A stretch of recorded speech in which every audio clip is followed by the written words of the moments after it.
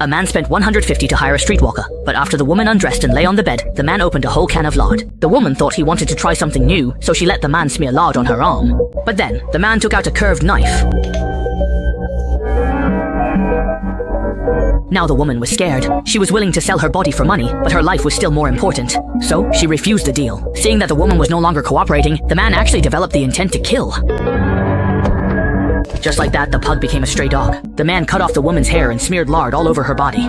After fermenting for a whole day and night, the man began to scrape the lard off the woman's body, not even sparing her hair. Finally, after high-temperature extraction, the man successfully obtained perfume with the scent of a beautiful woman. To verify whether the experiment was successful, the next day the man poured the perfume onto his hand. The pug smelled the familiar scent and thought his mistress had returned, so he started licking the man's hand, while the man showed a look of utter satisfaction. Next, he still had 12 whole bottles of perfume left to extract, which meant he needed to find 12 more young women to complete the 13 scents he had always dreamed of. Soon, he set his sights on a pair of twins. After a group of people had eaten and drunk their fill, they started playing hide and seek. Little did they know, this gave the man the perfect opportunity, and he easily killed the twins. After cutting off the twins' hair, the man wrapped their entire bodies in gauze soaked with lard. After a night had passed, the man scraped off the lard and, using the same extraction method, obtained 2 more bottles of perfume containing the women's body scent. At the same time, he made a new discovery. The perfume extracted using this method possessed a strange magic. Anyone who came near and smelled it, even his usually fierce boss, would instantly become gentle and obsessed.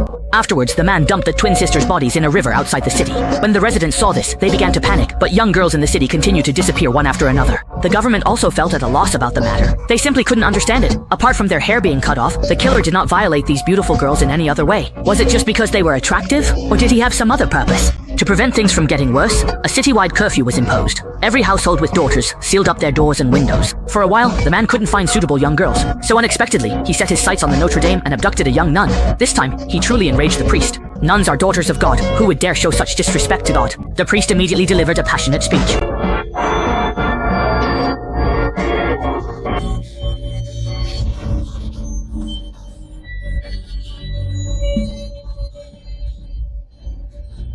At that moment, a letter was delivered to the priest. The devil had been caught. It turned out that, under pressure from the tycoons, the government brutally tortured the victim, forcing someone else to confess to everything.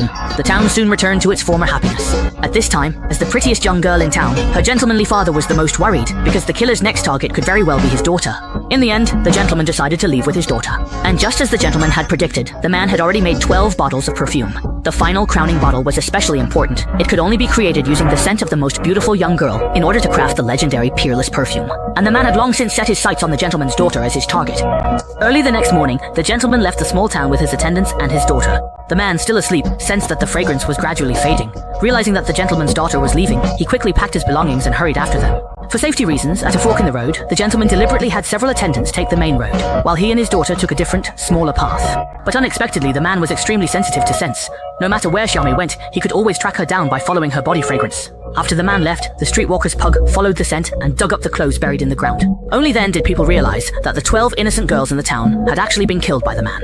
Meanwhile, the gentleman arrived at an inn and, just to be safe, booked all the rooms. That night, the man followed the scent to the same inn. While everyone was asleep, he quietly snuck into Xiaomei's room. She was so beautiful and enchanting, but time would eventually take away her looks. Only perfume could preserve them forever. The next day, when the gentleman opened his daughter's door, what he saw was her lifeless body. Meanwhile, the man had finished making his final, crowning bottle of perfume. After blending all the perfumes together, the legendary 13 fragrances was born. Just then, the guards found him, and the man secretly hid the perfume.